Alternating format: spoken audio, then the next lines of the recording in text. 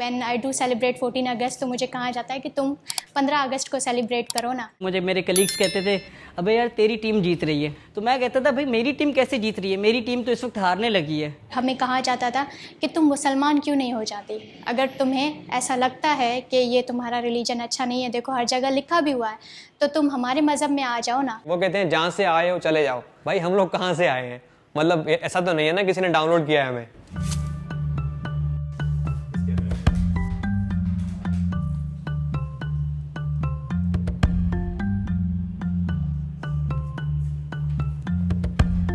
मेरा नाम संजय मथरानी है। मेरा नाम राजेश कुमार है। मेरा नाम डॉक्टर सोरठ सिंधु है।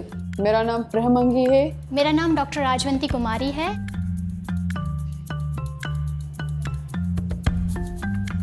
वैसे तो हम स्कूल में किताबें इतनी शौक से नहीं पढ़ते थे जो सिलेबस की होती थी। सोशल स्टडीज़ पढ़ते थे, उसमें ऐसी चीज़ें होती थी कि हिंदू जो है अपनी बेटियों को सही से ट्रीट नहीं करते, उनको मार देते थे, पुराने ज़माने में उनको ज़िंदा ज़मीन में दफन कर देते थे। मेरे अपने ही भांजे ने मतलब स्कूल में उसको पढ़ाया गया कि काफिर का मतलब बुतों की पूजा करने वाला। तो जब वो घर आया और अपने अब्बू से पूछा कि अब्बू हम काफिर हैं, ऐसी चीज़ें हम पढ़ते थे तो इस तरह से होता था कि सब क्लास के जो लोग होते थे मेरी तरफ एकदम से देखते थे। वो बच्चे जो हिस्ट्री को ये किताब लेके इस किताब को एज ए हिस्ट्री बुक मानते हैं, उनको लगता है कि पाकिस्तान की जो पूरी हिस्ट्री है ये किताब है।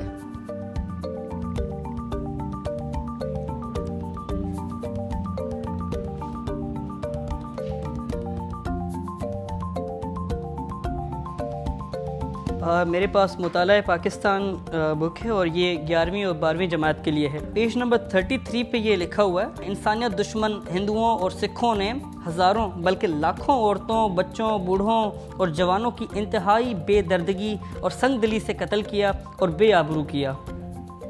मतलब ये क्या बताने की कोशिश कर रहे हैं इस किताब के अंदर। इंसानियत दुश्मन हिंदू और सिख, मतलब इनकी नज़र में ये पहले ही बना हुआ है कि हिंदू और सिख जो होते हैं वो इंसानियत दुश्मन होते हैं, और अगर कहीं राइट्स होते हैं, कहीं फसादात होते हैं तो वो इक्वल होते हैं। यहाँ पर सिर्फ एक साइड की पिक्चर प्रेजेंट की गई है ताकि लोगों के जहन में आ जाए कि हिंदू जो हमारे मुल्क के अंदर पीसफुल माइनॉरिटीज़ हैं उनका शायद यही एजेंडा रहा है, इनकी शायद तरबियत भी यही रही है, हमेशा फसादात करते हैं, जबकि हकीकत इससे बिल्कुल बरक्स है।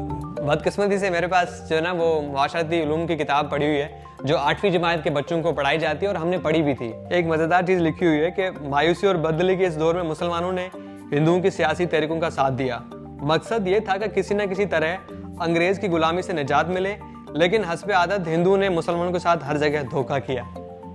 धोखा करना तो मतलब ये कि ये तो कोई भी कर सकता है, मतलब ये कि चाहे वो हिंदू हो, चाहे मुसलमान हो, चाहे सिख हो, चाहे ईसाई हो। मतलब अगर वो चाहते मतलब तरीके से लिखना तो ये लिख सकते थे कि मतलब कांग्रेस ने दूसरी जो जमात थी उनके साथ धोखा किया। मेरे पास मुताला पाकिस्तान 9वीं और 10वीं जमात। तहरीक खिलाफत के बारे में जिस तरह से पता है उसमें ये एक चीज़ लिखी गई है, मुसलमान और हिंदू एक दूसरे के साथ मिलकर काम किया, लेकिन ये इत्तेहाद ज़्यादा देर ना चल सका और हिंदुओं की मुसलमान दुश्मनी उजागर हो गई।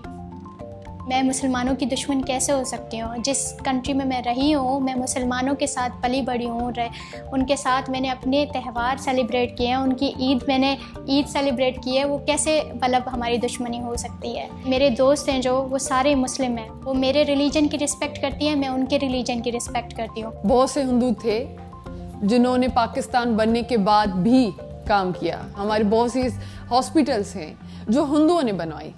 अगर इतनी दुश्मनी होती तो वो हॉस्पिटल्स के बाहर लिख रखते कि यहाँ पे जस्ट हिंदू ही आ सकते हैं, मुसलमान कोई भी नहीं आ सकता। मुसलमानों की आमद से पहले हिंदू लिबास के मामले में सलीकामंद न थे। वो अपने जिस्म को 1 या 4 चादरों से ढांप लेते थे। मुसलमानों ने पहली दफ़ा लिबास सीने का तरीका राइज किया जो ज़्यादा बापर्दा और ज़्यादा खूबसूरत था।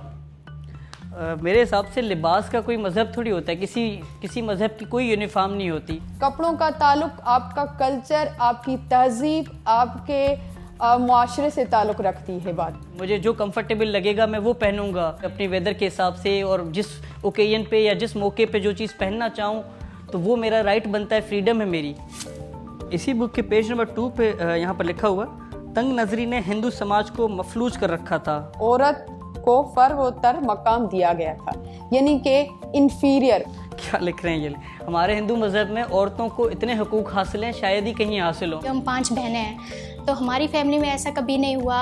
इवन इतनी इज्जत और इतनी रिस्पेक्ट दी जाती थी शुरू से। जो कपड़े मेरे लिए आते थे बहनों के लिए भी वैसे ही सेम शॉपिंग होती थी। जो खाना मेरे लिए आता था, उनके जो खिलौने मेरे लिए आते थे, बहनों के लिए भी वही चीज़ें आती थी। कभी फ़र्क हमने देखा ही नहीं। हिंदू मजहब में अगर आप देखें तो देवियों की तो पूजा की जाती है। बेटियों को मतलब ऐसे कि घर की लक्ष्मी कहा जाता है कि वो बरकत होती है घर की। लिखा था जिन्होंने, उनके हाथ नहीं कांपे। मुझे लगता है कि उन्होंने बहुत दान साफी किए। ये जो चीज लिखी हुई है ये तो बिल्कुल उलट है। तो मैं क्या पढूं? वो जो मैं देखूं, वो जो मैं पढूं। ये चीज भूल गए कि बहुत से हिंदू हैं जो पाकिस्तान को आगे करने के लिए भी काम कर रहे हैं। आप मजहबी हमांगी, रवादारी और काफ़ी ऐसी चीज़ें सिखाए। मैं इन राइटर्स को और इनके साथ साथ इनके पूरे एडिटोरियल बोर्ड को यही मशवरा दूंगा, होश के नाखून ले लें। निसाब को स्क्रूटनाइज करने की ज़रूरत है और फ़ौरन जितना कर लें बेहतर है।